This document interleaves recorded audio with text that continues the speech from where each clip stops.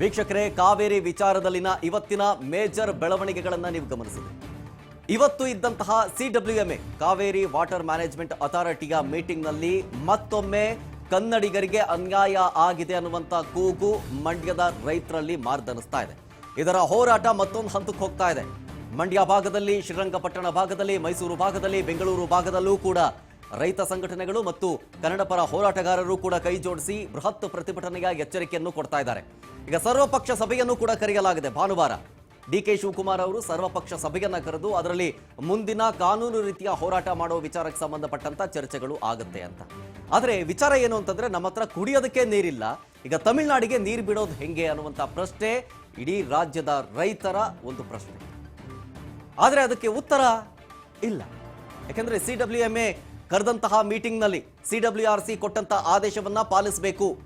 ದಿನಕ್ಕೆ 3,500 ಕ್ಯೂಸೆಕ್ ನೀರನ್ನ ಹಡಿ ಬಿಡಬೇಕು 15 ದಿನಗಳ ಕಾಲ ಅಂತ. ಈಗ ಆದೇಶ ಪಾಲನೆ ಮಾಡಲೇಬೇಕಾದಂತಹ ಪರಿಸ್ಥಿತಿ. ಆದರೆ ಕಾವೇರಿ ನೀರನ್ನ ನಾವು ಬಿಡೋದಕ್ಕೆ ಬಿಡೋದಿಲ್ಲ. ಕರ್ನಾಟಕಕ್ಕೆ CWRC ನಂತರ CWMA ಬಿಗ್ ಶಾಕ್ ಕೊಡ್ತಾ ಇದೆ. 15 ದಿನಗಳ ಕಾಲ ಡೈಲಿ 3,500 ಕ್ಯೂಸೆಕ್ ನೀರನ್ನ ಬಿಡಿ ಅಂತ ಹೇಳ್ತಾ ಇದೆ. ಭೀಕರ ಬರಗಾಲದ ಮಧ್ಯೆ ಕರುನಾಡಿಗೆ ಮತ್ತೆ ಆಘಾತ. ನಮಗೆ ಕಷ್ಟ ಇದೆ, ತಮಿಳುನಾಡಿಗೆ ನೀರು ಬಿಡಿ ಅಂತಂದ್ರೆ ಹೆಂಗ್ ಸಾಧ್ಯ ಅದು? ಮಂಡ್ಯ ಸೇರಿ ರಾಜ್ಯಾದ್ಯಂತ ಕನ್ನಡಿಗರ ಕಿಚ್ಚು ಭುಗಿಲೇಳ್ತಾ ಇದೆ. ಮಳೆ ಇಲ್ಲದೆ ಬರದ ನಡುವೆ ರಾಜ್ಯಕ್ಕೆ ಮತ್ತೊಂದು ಹೊರೆ. ಈಗ ಒಂದು ಕಡೆ ಬರೆ, ಮತ್ತೊಂದು ಕಡೆ ಹೊರೆ. ಕಾವೇರಿ ಕೊಳ್ಳದ ಪರಿಸ್ಥಿತಿ ಹೆಂಗಿದೆ ಗೊತ್ತಾ ನಿಮ್ಗೆ? ಸಕ್ಕರೆ ನಾಡು ಮಂಡ್ಯದಿಂದ ನಿಮ್ಮ ರಾಜ್ ನ್ಯೂಸ್ ಮೆಗಾ ಲೈವ್ ಅಲ್ಲಿನ ವಸ್ತುಸ್ಥಿತಿಯನ್ನ ಅರ್ಥ ಮಾಡಿಸುವಲ್ಲಿ CWRC CWMAಗೆ ವಿಫಲವಾಗಿದೆ. ನಮ್ಮ ರಾಜ್ಯದ ಪ್ರತಿನಿಧಿಗಳು ಅರ್ಥ ಮಾಡಿಸೋದ್ರಲ್ಲಿ ವಿಫಲರಾಗಿದ್ದಾರೆ ಅಂತ ಮಂಡ್ಯದ ಚಿತ್ರಣ ಗಮನಿಸ್ತಾ ಇದ್ದೀರಿ. ಇವತ್ತಾಗಿರೋದು CWMA ಆದೇಶ ಹೊರ ಬೀಳ್ತಾ ಇದ್ದಂತೆ ರೈತರು ಆಕ್ರೋಶವನ್ನ ಹೊರಹಾಕಿದ್ದಾರೆ.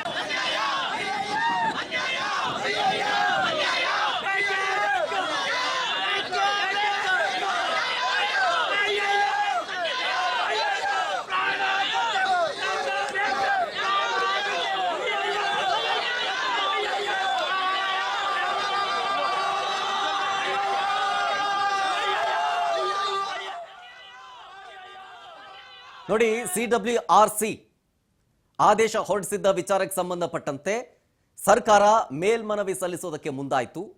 ಇದರ ವಿಚಾರ ಸಂಬಂಧ CWMA ಇವತ್ತು ಮಹತ್ವದ ಮೀಟಿಂಗ್ ಕರೆದಿತ್ತು 2:30ಕ್ಕೆ. ಆ CWMAಯಲ್ಲಿ ವಸ್ತುಸ್ಥಿತಿಯ ಬಗ್ಗೆ ಅರ್ಥ ಮಾಡಿಸುವಲ್ಲಿ ರಾಜ್ಯದ ಜನಪ್ರತಿನಿಧಿಗಳು ಅಥವಾ ರಾಜ್ಯದ ಪ್ರತಿನಿಧಿಗಳು ಆಕ್ಚುಲ್ ಆಗಿ ವಿಫಲರಾಗಿದ್ದಾರಾ ಅನ್ನುವಂಥ ಪ್ರಶ್ನೆಗಳನ್ನ ರೈತರು ಮಾಡ್ತಾ ಇದ್ದಾರೆ. ಯಾಕೆಂದ್ರೆ ರೈತರೇ ಹೇಳ್ತಾ ಇರೋದು, ಜೊತೆಗೆ ಕಣ್ಣಿಗೆ ಕಟ್ಟದಂತ ಒಂದಷ್ಟು ದೃಶ್ಯಗಳು ನಿಮಗೆ ಟ್ರಾನ್ಸ್ಪರೆಂಟ್ ಆಗಿ ಹೇಳ್ತಾ ಇದ್ದಾರಲ್ಲಿ, ಜೊತೆ ಕಾಣಿಸುತ್ತೆ. ರಾಜ್ಯದಲ್ಲಿ ಬರದ ಛಾಯೆ ಆವರಿಸಿದೆ. ಒಂದಷ್ಟು ಕಡೆಗಳಲ್ಲಿ ಬರ ಘೋಷಣೆ ಮಾಡಬೇಕು ಅಂತ ಹೇಳ್ತಾ ಇದ್ದಾರೆ. ಅಲ್ಲೆಲ್ಲೋ ಮಹಾರಾಷ್ಟ್ರದಲ್ಲಿ ಮಳೆ ಆಯಿತು ಅಂದರೆ ಬೆಳಗಾವಿ ಭಾಗದಲ್ಲಿ ಅಷ್ಟೇ ನಿಮಗೆ ಅದರ ಎಫೆಕ್ಟು ಹೊರಗೆ ಬರೋದು. ಆದರೆ ಇಲ್ಲಿ ತಲಕಾವೇರಿಯಲ್ಲಿ ಹುಟ್ಟುವಂತಹ ಕಾವೇರಿ ಜೊತೆಗೆ ಅಲ್ಲಾಗುವಂತಹ ಮಳೆ ಬಹಳ ಬಹಳ ಕಮ್ಮಿ, ವಾಡಿಕೆಗಿಂತ ಬಹಳ ಕಮ್ಮಿ ಪ್ರಮಾಣದಲ್ಲಿ ಮಳೆ ಆಗಿದೆ. ಕುಡಿಯೋದಕ್ಕೆ ನೀರಿಲ್ಲ ನಮಗೆ. ಈಗ ತಮಿಳುನಾಡಲ್ಲಿ ಬೆಳೆ ಬೆಳೆಯೋದಕ್ಕೆ ನೀರಿಲ್ಲ, ನಮಗೆ ಬೇಕು ಅಂತ ಹೇಳ್ತಾ ಇದೆ. ಆದರೆ CWMA ಆದೇಶ ಮೋಸ್ಟ್ ಪ್ರಾಬಬ್ಲಿ ಮತ್ತೆ ಮರುಪರಿಶೀಲನೆ ಮಾಡಬಹುದಕ್ಕೆ ಆದೇಶ ಕೊಡಬಹುದು ಅಂತ ನಿರೀಕ್ಷೆ ಮಾಡಲಾಗಿತ್ತು ರೈತರಿಂದ. ಆದರೆ ರೈತರ ನಿರೀಕ್ಷೆ ಹುಸಿಯಾಯಿತು. CWRC ಕೊಟ್ಟಂತ ಆದೇಶವನ್ನೇ ಎತ್ತಿ ಹಿಡಿತು.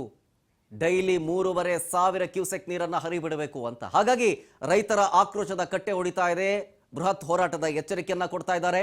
ಮೋಸ್ಟ್ ಪ್ರಾಬಬ್ಲಿ 4ನೇ ತಾರೀಕಿನ ನಂತರ ಹೋರಾಟ ಮತ್ತೊಂದು ಮಜಲುಗಳನ್ನು ಪಡೆದುಕೊಳ್ಳುತ್ತೆ ಅಂತ ರೈತರು ಮತ್ತೆ ಕನ್ನಡ ಪರ ಸಂಘಟನೆಗಳು ಎಚ್ಚರಿಕೆಯನ್ನ ಕೊಡ್ತಾ ಇದ್ದಾರೆ. ಇದರೊಟ್ಟಿಗೆ ಸದ್ಯದ ಪರಿಸ್ಥಿತಿಯ ಬಗ್ಗೆ, ರೈತರ ಅಳನಿನ ಬಗ್ಗೆ ಒಂದಷ್ಟು ಮಾತುಗಳನ್ನ ಕೇಳೋಣ ಬನ್ನಿ. ತಾತ್ಕಾಲಿಕವಾಗಿ ನಮಗೂ 15 ಸಾವಿರ ನೀರು ಬಿಟ್ಟವ್ರೆ. ಅದಕ್ಕೆ ನಮ್ಮ ರೈತರು ಎಲ್ಲ ಕಚ್ಕ ಸುಮ್ಮನಿದ್ದೀವಿ. ನಾಳೆ 30ನೇ ತಾರೀಕು ನೀರು ನಿಲ್ಲಿಸ್ತಾರಂತೆ. ನೀರು ನಿಲ್ಲಿಸ್ಲಿ. ಪ್ರತಿಯೊಂದು ಹಳ್ಳಿಯಿಂದ, ಪ್ರತಿಯೊಂದು ಪಂಚಾಯತಿಂದ ಹೆಣ್ಮಕ್ಳಾದೇ ಆಗಿ, ತಾಯಂದಿರಾದೇ ಆಗಿ ಇಲ್ಲೇ ನಮ್ಮ ಸಂಜೆ ಸರ್ಕಲಲ್ಲಿ ಅಡಿಗೆ ಮಾಡಿ ದೊಡ್ಡ ಮಟ್ಟದಲ್ಲಿ ಬೃಹತ್ ಪ್ರತಿಭಟನೆ ಮಾಡ್ತೀವಿ. ಸರ್, ಮುಂದಿನ ನಿರ್ಧಾರ ನಿಜವಾಗ್ಲೂ ಉಗ್ರವಾಗಿರ್ತದೆ. ಹಳ್ಳಿ ಮಟ್ಟದಲ್ಲಿ ಪ್ರತಿಭಟನೆ ಸರ್. ಇದಕ್ಕೊಂದು ಶಾಶ್ವತವಾದ ಪರಿಹಾರ ಆಗಬೇಕು ಅಂದ್ರೆ ಸಂಘರ್ಷ ಸೂತ್ರ ಆಗಬೇಕಾಗತ್ತೆ. ಮತ್ತೆ ಎರಡೂ ರಾಜ್ಯಗಳು ಕೂತು ಮಾತಾಡಬೇಕು. ಇಲ್ಲೇನಾಗ್ತಿದೆ ಅಂದ್ರೆ ಎರಡೂ ರಾಜ್ಯದ ರಾಜಕೀಯ ಪಕ್ಷಗಳು ಕಾವೇರಿ ನೀರಿನಲ್ಲೇ ತಮ್ಮ ಬೇಳೆಯನ್ನ ಬೇಯಿಸ್ಕೊಳ್ತಕ್ಕಂಥ ಕೆಲಸವನ್ನು ಮಾಡ್ತಿದ್ದಾರೆ. ಇದು ನೀರು ಹಾಕಬಾರದು. ನಮ್ಮಲ್ಲಿ ನೀರಿಲ್ಲ, ಕುಡಿಲಿಕ್ಕೂ ನೀರಿಲ್ಲ, ಯಾವುದಕ್ಕೂ ನೀರು. ರೈತರಿಗೆ ತುಂಬಾ ಕಷ್ಟ ಆಯ್ತಾ ಇದೆ. ನೀವು ಅವ್ರನ್ನ ಮನವೊಲಿಕೆ ಮಾಡ್ತಿರೋ ಇಲ್ಲ ಕೊಡಲ್ಲ ಅಂತ ಹೇಳ್ತಿರೋ ಬೇಡ. ಇವತ್ತೇನು ನಮ್ಮ ನೀರಾವರಿ ಸಚಿವರು ರಾಮಲಿಂಗ ರೆಡ್ಡಿ ಅವರು ಹೇಳಿದ್ದಾರೆ, ಯಾವುದೇ ಕಾರಣಕ್ಕೂ ನಾವು ನೀರು ಕೊಡಲ್ಲ ಅಂತ ಹೇಳಿದ್ದಾರೆ. ಅದಕ್ಕೆ ತಾವು ಬದ್ಧರಾಗಬೇಕು. ಮಾನ್ಯ ಮುಖ್ಯಮಂತ್ರಿಗಳು ಒಂದು ಸಭೆಯನ್ನ ಕರೆದು ಮಾಧ್ಯಮದ ಮುಖಾಂತರ ನಮ್ಮಲ್ಲಿ ನೀರಿಲ್ಲ, ಕೊಡಕ್ಕಾಗಲ್ಲ ಅಂತ ಹೇಳ್ಬೇಕು. ಯಾಕೆಂದ್ರೆ ಬಂಗಾರಪ್ಪನ ಶಿಷ್ಯ ಅವರು, ಬಂಗಾರಪ್ಪನವ್ರು ಹಂಗೆ ಹೇಳಿದ್ರು, ನಾ ಯಾವ ಕಾರಣಕ್ಕೂ ಕೊಡಲ್ಲ ಅಂತ. ದಯವಿಟ್ಟು ನೀವು ಹಂಗೆ ಹೇಳ್ಬೇಕು. ಎಲ್ಲಾ ಬೆಂಗಳೂರು ಇರ್ತಕ್ಕಂಥ ಚಿತ್ರನಟರು, ಏನ್ ಚಿತ್ರನಟರು ಇದ್ರೆ ದಯವಿಟ್ಟು ಕೈ ಜೋಡಿಸ್ಬೇಕು ರೈತರ ಜೊತೆ. ನೀವೇನಾದ್ರು ಕೈ ಜೋಡಿಸ್ತಿಲ್ಲ ಅಂದ್ರೆ ಇವತ್ತೇನು ತಮಿಳ್ ಸಿನಿಮಾ ನಿಲ್ಸಿದೀವಿ, ಹಂಗೆ ನಿಮ್ ಸಿನಿಮಾಗಳು ನಾವು ಬ್ಯಾನ್ ಮಾಡ್ತೀವಿ. ಇಲ್ಲಿ ಏನು ಅಂದ್ರೆ ನಮ್ಮ ರಾಜ್ಯ ಸರ್ಕಾರದ ಸಂಪೂರ್ಣ ವೈಫಲ್ಯ ಅಂತ ಹೇಳಲಿಕ್ಕೆ ನಾನು ಇಷ್ಟಪಡ್ತೀನಿ. ವಲ್ಲದ ಖಾತೆ ವಹಿಸ್ಕೊಂಡಿರ್ತಕ್ಕಂಥ ರಾಮಲಿಂಗಾರೆಡ್ಡಿ ಅವರು ಮತ್ತೆ ಅವರ ಸಚಿವ ಸಂಪುಟದ ಹಿರಿಯ ಅಧಿಕಾರಿಗಳು ಮತ್ತೆ ನಮ್ಮ ರಾಜ್ಯ ಪರ ವಕಾಲತ್ ವಹಿಸಿರ್ತಕ್ಕಂಥ ಅವ್ರ ಮನದಟ್ಟು ಮಾಡಿಕೊಡುವಲ್ಲಿ ಸಂಪೂರ್ಣ ವಿಫಲರಾಗಿದ್ದಾರೆ. ಎಲ್ಲ ಒಂದ್ ಕಡೆ ನಮ್ಗೆ ಅನುಮಾನ ಇದೆ, ಇವರು ಹೈಕಮಾಂಡ್ ಒತ್ತಡಕ್ಕೆ ಮಾಡಿದು ತಮಿಳುನಾಡಲ್ಲಿ ಏನು ಬೆಳೆ ಬೆಳೀಲಿಕ್ಕೆ ಅವರು ಅನುವು ಮಾಡಿಕೊಡಂತ ಒಂದು ಷಡ್ಯಂತ್ರವನ್ನ ಮಾಡ್ತಾ ಇದ್ದಾರೆ. ಪದೇ ಪದೇ DK ಶಿವಕುಮಾರ್ ಅವರು ಹೇಳ್ತಾನೆ ಇದ್ರು, ನಿಮ್ಮ ನಟ್ಟು ಬಲ್ಟನ್ನ ನಾವು ಟೈಟ್ ಮಾಡ್ತೀವಿ ಅಂತ ಕಲಾವಿದರಿಗೆ ಎಚ್ಚರಿಕೆ ಕೊಡ್ತಾ ಇದ್ರು. ನೀವು ನೀರೇನಾರ ಬಿಟ್ರೆ ನಿಮ್ಮ ಸರ್ಕಾರದ ನಟ್ಟು ಬಲ್ಟು, ನಿಮ್ಮ ಸಚಿವ ಸಂಪುಟದ ನಟ್ಟು ಬಲ್ಟನ್ನ ಕನ್ನಡಿಗರು, ಕನ್ನಡ ನಾಡಿನ ಮಕ್ಕಳು, ಮತದಾರರು ಮುಂಬರುವ ದಿನದಲ್ಲಿ ನಿಮ್ ಸಕ್ಕ ಶಾಸ್ತಿಯನ್ನ ಮಾಡ್ತಾರೆ ಅನ್ನೋ ಎಚ್ಚರಿಕೆಯನ್ನ ಕೊಡ್ತಾ ಇದ್ದೀನಿ.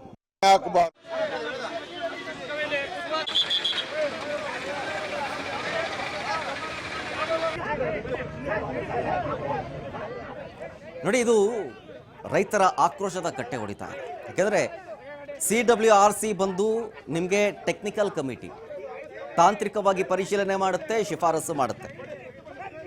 ಟೆಕ್ನಿಕಲ್ ಆಗಿ ಯಾವ ರೀತಿಯಾಗಿ ಅವರು ವರದಿ ಕೊಡ್ತಾರೆ ಅಂತಂದರೆ, ಜಲಾಶಯದ ನೀರಿನ ಮಟ್ಟ ಎಷ್ಟಿದೆ, ಮಳೆ ಹೇಗಾಗ್ತಾ ಇದೆ ರಾಜ್ಯದಲ್ಲಿ, ಒಳ ಹರಿವು ಎಷ್ಟಿದೆ, ಬೇಡಿಕೆ ಹೇಗಿದೆ, ಅದೆಲ್ಲವನ್ನು ಕೂಡ ಪರಿಶೀಲನೆ ಮಾಡಿ ವರದಿ ಕೊಡುತ್ತೆ. ಜಸ್ಟ್ ಅದು ತಾಂತ್ರಿಕ ಮಾಹಿತಿಯನ್ನು ಕೊಡೋದು, ಜೊತೆಗೆ ಸಲಹೆಯನ್ನು ಕೊಡೋದು, ಅದರ ಹೊಣೆ CWRCಗೆ ಇರೋದು. ಆದರೆ ಅದನ್ನು ಪರಿಶೀಲನೆ ಮಾಡಬೇಕಾಗಿರೋದು CWMA. ಈ CWMAಲಿ ಅಧ್ಯಕ್ಷರು ಮತ್ತು ರಾಜ್ಯಗಳ ಪ್ರತಿನಿಧಿಗಳು ಸದಸ್ಯರಾಗಿರ್ತಾರೆ. ಹಂಗಿದ್ರೂ ಕೂಡ CWRCಯ ಆದೇಶವನ್ನು ಎತ್ತಿ ಹಿಡಿತಾ ಇದೆ. CWMA ವಿರುದ್ಧ ಕನ್ನಡಿಗರು ಕೆಂಡಾಮಂಡಲರಾಗ್ತಾ ಇದ್ದಾರೆ. ಈಗ ಕರ್ನಾಟಕ ಬಂದ್ ಮೂಲಕ ಬಿಸಿ ಮುಟ್ಟಿಸೋದಕ್ಕೆ ಪ್ಲಾನ್ ಆಗ್ತಾ ಇದೆ. ನಾಳೆ ಕರ್ನಾಟಕ ಬಂದ್ ಬಗ್ಗೆ ಸಂಘಟನೆಗಳು ಮೀಟಿಂಗ್ ಇಟ್ಕೊಂಡಿದ್ದಾರೆ. ಕರ್ನಾಟಕ ಬಂದ್ ಬಗ್ಗಿನ ದಿನಾಂಕವನ್ನ ಫೈನಲ್ ಮಾಡೋ ಬಗ್ಗೆ ನಾಳೆ ಮೀಟಿಂಗ್ ನಡೆಯುತ್ತೆ. ತಮಿಳುನಾಡಿಗೆ ನೀರು ಬಿಡಬಾರದು ಅಂತ ಸಂಘಟನೆಗಳು ಒತ್ತಾಯ ಮಾಡ್ತಿವೆ.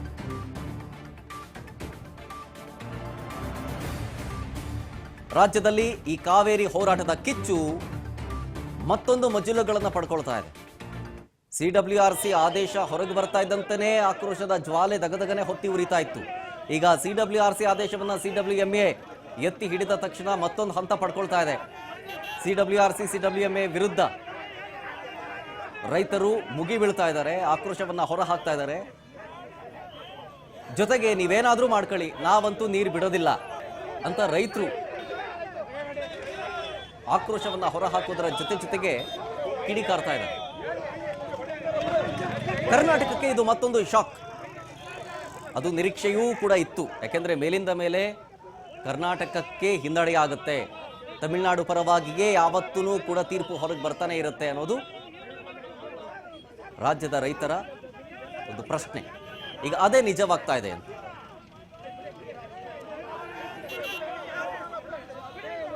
ವಿವಿಧ ಕನ್ನಡ ಪರ ಸಂಘಟನೆಗಳು ಕೂಡ ಈ ಹೋರಾಟಕ್ಕೆ ಕೈ ಜೋಡಿಸ್ತಾ ಇದೆ. ಇನ್ನು ನಮ್ಮ ಪ್ರತಿನಿಧಿ ವಿನುತಾ ವಾಟಾಳ್ ನಾಗರಾಜ್ ಅವರನ್ನ ಮಾತನಾಡಿಸಿದ್ದಾರೆ, ಬನ್ನಿ ನೋಡೋಣ. ಕಾವೇರಿ ಅನ್ನೋದು ಕೇವಲ ನದಿಯಲ್ಲ, ಅದು ನಮ್ಮ ಜನ್ಮದಾತೆ. ನಮಗೆ ಒಂದು ರೀತಿಯಲ್ಲಿ ನಿಕಟ ಸಂಬಂಧ ಹೊಂದಿರುವಂತಹ ಮಾತೃ ಹೃದಯ ಅಂತ ಅಂದರೆ ತಪ್ಪಾಗಲಾರ್ದು.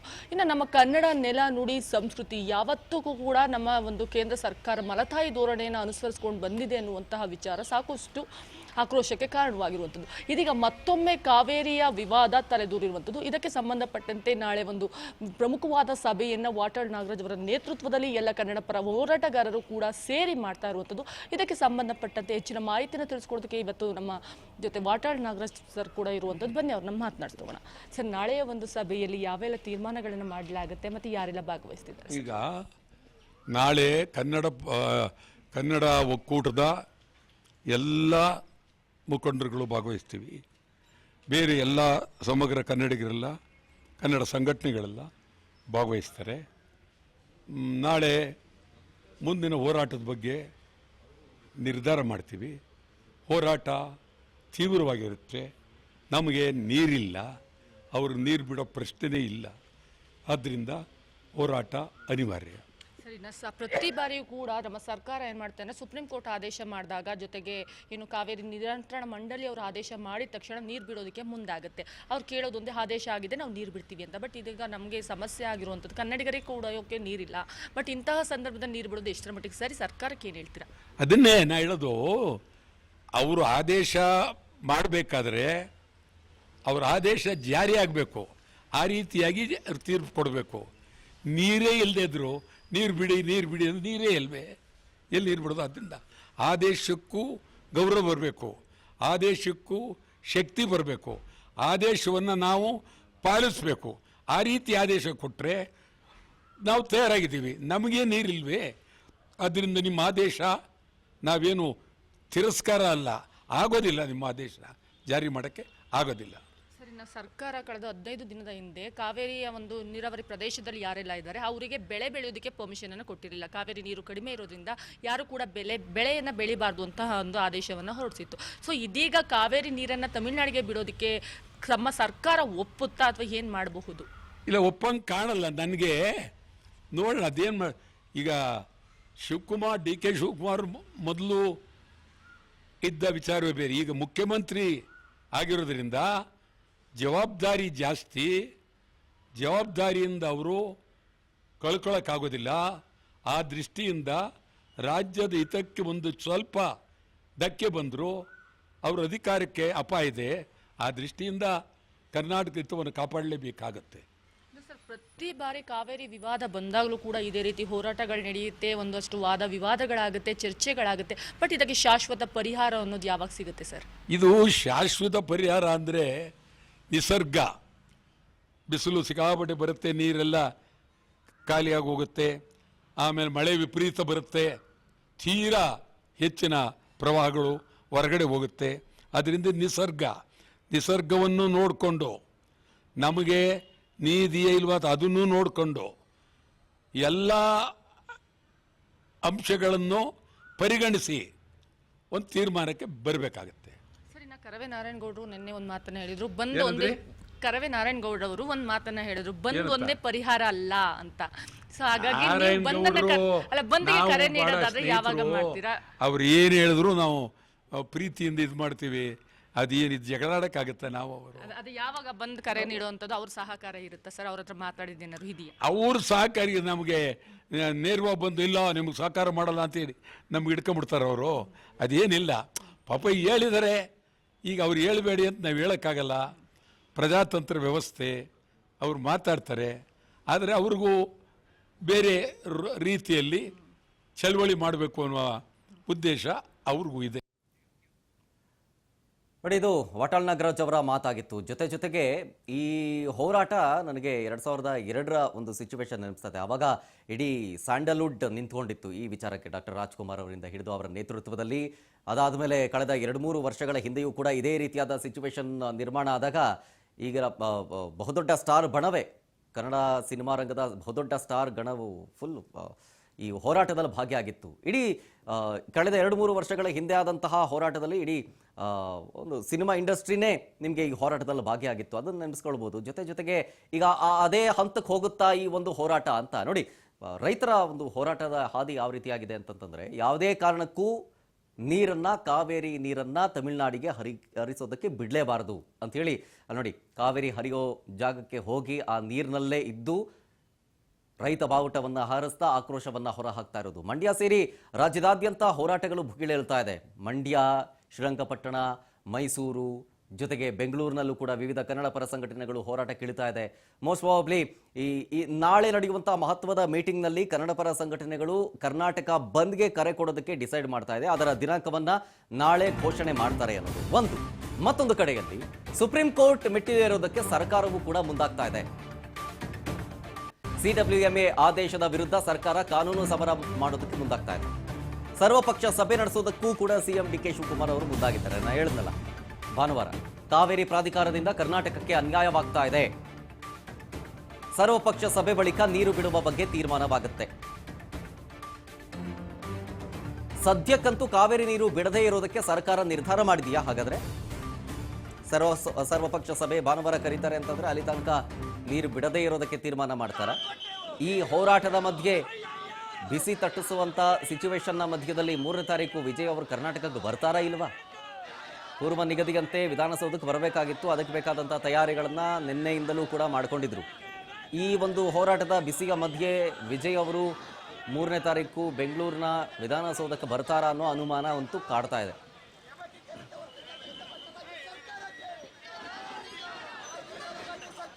CWRC ಮತ್ತು CWMA ಎರಡೂ ಆದೇಶವೂ ಕೂಡ ಒಂದೇ ಆಗಿದೆ.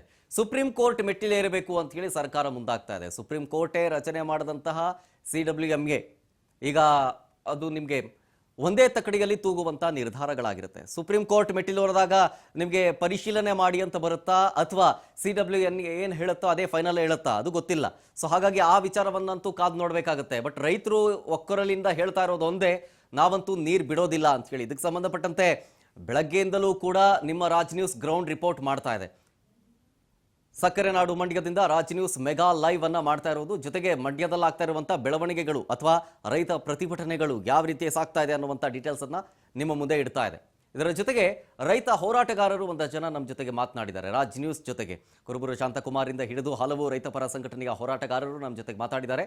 ಅದಕ್ಕೂ ಮುಂಚೆ ಮಂಡ್ಯದ ರೈತರೊಬ್ರು ನಮ್ಮ ಜೊತೆಗೆ ಫೋನ್ ಸಂಪರ್ಕದಲ್ಲಿ ಜಾಯ್ನ್ ಆಗಿದ್ದಾರೆ, ನಂಜುಡೇಗೌಡ ಅಂತ ಹೇಳಿ. ಸರ್ ನಮಸ್ತೆ. ಸರ್ ನಮಸ್ತೆ. ನನ್ನ ವಾಯ್ಸ್ ಕೇಳಿಸ್ತಾ ಇದೆಯಾ? ಈಗ CWRC ಕೊಟ್ಟಂತ ಆದೇಶವನ್ನೇ CWMAನೂ ಕೊಟ್ಟಿದೆ. ಮತ್ತೊಮ್ಮೆ ಕರ್ನಾಟಕಕ್ಕೆ ಹಿನ್ನಡೆ ಅಥವಾ ಮಲತಾಯಿ ಧೋರಣೆ ಈ ಹಿಂದೆಯಿಂದಲೂ ತಮಿಳುನಾಡು ಪರವಾಗಿ ಹೋಗ್ತಾ ಇತ್ತು, ಈಗಲೂ ಕೂಡ ಹಂಗೆ ಆಗ್ತಾ ಇದೆ ಅಂತ ಈಗ ಸುಪ್ರೀಂ ಕೋರ್ಟ್ ಮೆಟ್ಟಿಲೇರೋದಕ್ಕೆ ಸರ್ಕಾರ ಮುಂದಾಗ್ತಾ ಇದೆ. ಆಶಾಭಾವನೆ ಇದೆಯಾ?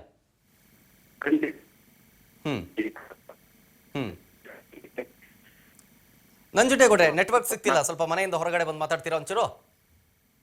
ಈಗ ಕೇಳಿಸ್ತಾ ಇದೆ? ಈಗ ಕೇಳಿಸ್ತಾ ಇದೆ, ಹೇಳಿ. ಈಗ 1924ರಲ್ಲಿ ಆದಂತ ಒಪ್ಪಂದ 74ಕ್ಕೆ ಮುಗಿದಾಗ್ಲೇ 50 ವರ್ಷ. ಹೌದು, 50 ವರ್ಷ ಇದ್ದಂತದ್ನ ಮುಂದುವರ್ಸ್ಕೊ ಬಂದಂತದ್ದು ನಮ್ಮ ರಾಜ್ಯದ ರಾಜಕಾರಣಿಗಳು ಮಾಡಿದಂತ ತಪ್ಪು. ರಾಜ್ಯದ ಹಿತ ಕಾಪಾಡೋದ್ರಲ್ಲಿ ಸಂಪೂರ್ಣ ವಿಫಲ ಆಗಿರೋಂಥದ್ದು. ಅದೇ ಸಂದರ್ಭದಲ್ಲಿ ತಮಿಳುನಾಡವರು ಕಾವೇರಿ ನೀರಿನ ವಿಚಾರದಲ್ಲಿ ಕೇಂದ್ರದ ಮೇಲೆ, ನ್ಯಾಯಾಲಯದ ಮೇಲೆ, ಪ್ರಾಧಿಕಾರದ ಮೇಲೆ ಪ್ರಭಾವ ಬೀರುವಂತದಕ್ಕೆ ವಿಶೇಷವಾದಂತ ಗಮನ ಕೊಡ್ತಾರೆ. ಇಲ್ಲಿ ಸಮಸ್ಯೆ ಬಂದಾಗ ಮಾತ್ರ ರಾಜ್ಯದ ರೈತರ ಪರವಾಗಿದ್ದೀವಿ ಅಂತ ತೋರಿಸುವಂತ ರಾಜಕಾರಣಿಗಳು ನಾವು ಪಡೆದಿರೋದು ನಮ್ಮ ದುರ್ದೈವ.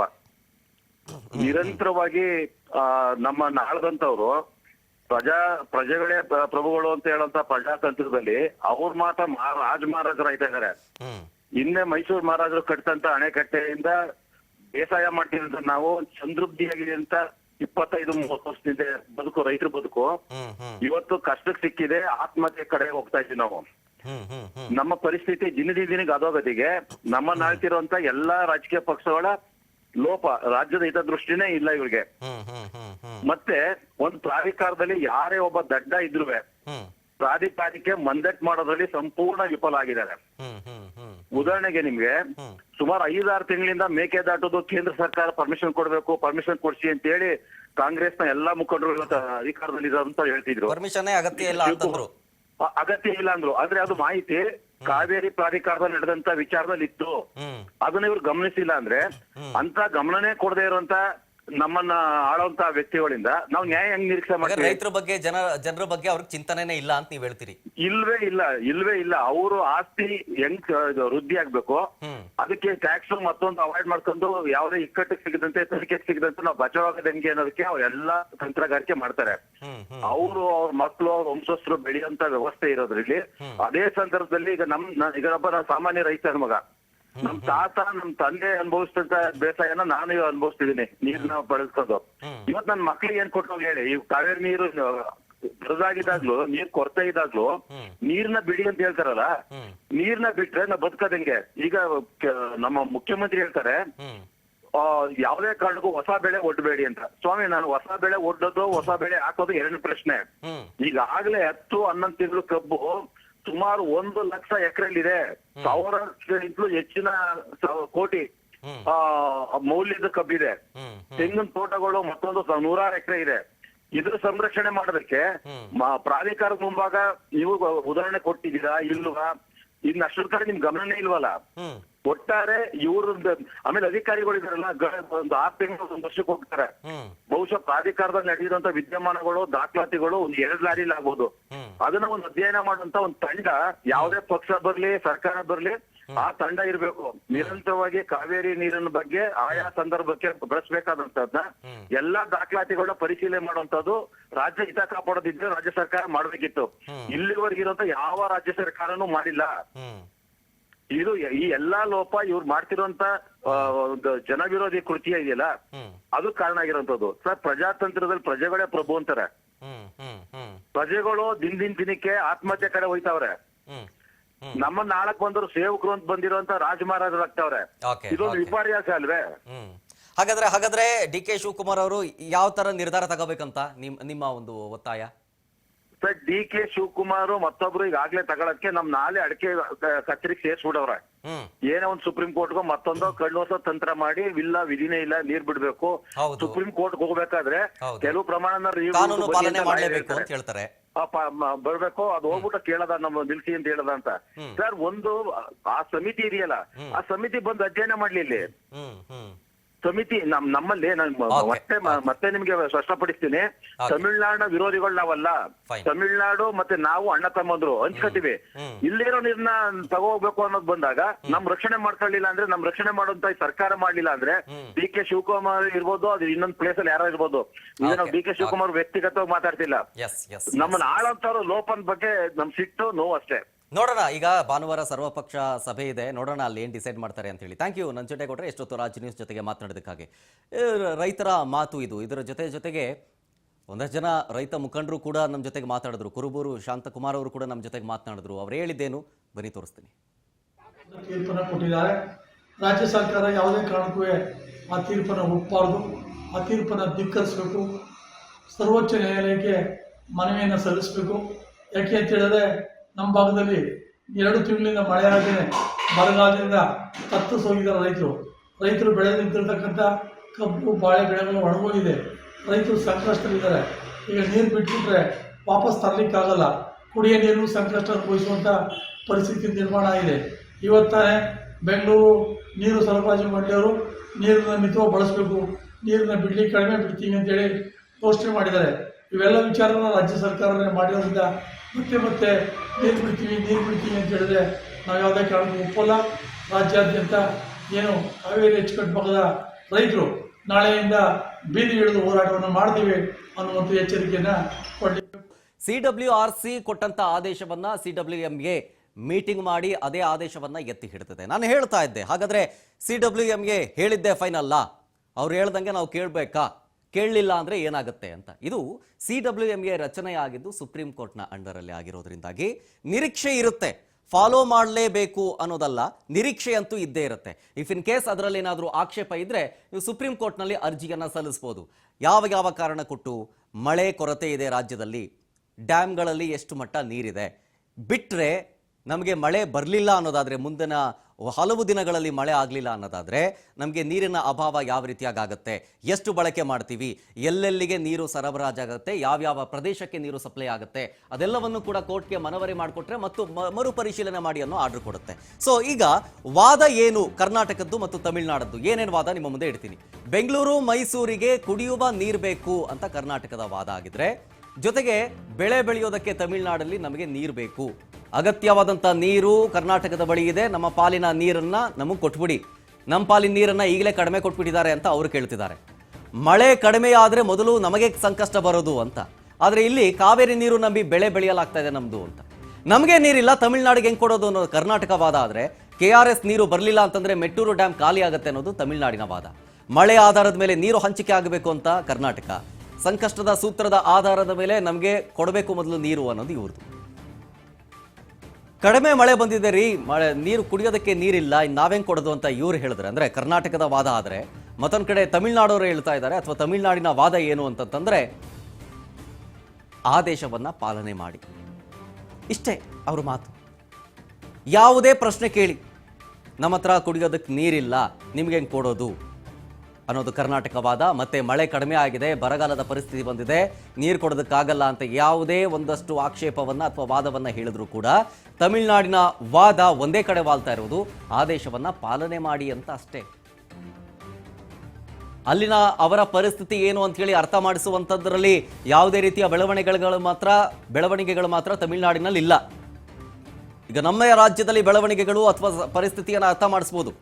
ಮಳೆ ಕಡಿಮೆ ಇದೆ ಅನ್ನೋದಕ್ಕೆ ಸಾಕ್ಷಿ ಕೊಡ್ಬೋದು, ಡ್ಯಾಮ್ನಲ್ಲಿ ಎಷ್ಟು ನೀರಿನ ಮಟ್ಟ ಇದೆ, ಬೆಂಗಳೂರಿನ ಎಲ್ಲೆಲ್ಲಿಗೆ ಬೆಂಗಳೂರಿನ ಜೊತೆಗೆ ಮೈಸೂರು ಭಾಗಕ್ಕೆಲ್ಲ ಕಾವೇರಿ ನೀರು ಸಪ್ಲೈ ಆಗುತ್ತೆ ಅನ್ನೋ ವಿಚಾರದ ಎಲ್ಲವನ್ನೂ ಕೂಡ ನಾವು ಇನ್ ಡೀಟೇಲ್ಸ್, ಇನ್ ಡಾಕ್ಯುಮೆಂಟ್ಸ್ ಕೊಡ್ಬೋದು. ಆದರೆ ತಮಿಳುನಾಡಿನ ವಾದ ಒಂದೇ, ನಮ್ಮ ಪಾಲಿನ ನೀರು ಕೊಟ್ಬಿಡಿ, ನಮಗೆ ಆದೇಶವನ್ನು ಪಾಲನೆ ಮಾಡಿ, ನಾವು ಬೆಳೆ ನಿರೀಕ್ಷೆಯಲ್ಲಿದ್ದೀವಿ, ನಮಗೆ ನೀರು ಕೊಡಿ.